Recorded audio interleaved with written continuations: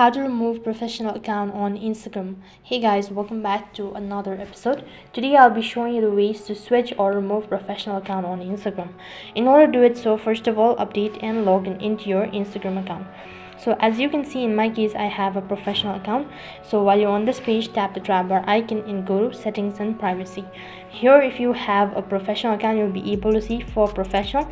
Under it, you can see creators tool and control. Just go ahead and tap the creator tools and control. Scroll down right to the bottom and tap on add switch account type. After you've done that, you can simply go ahead and select either one of it, and once you've done that, there will be a confirmation stating that once you do that, your professional account will be deleted and whatsoever.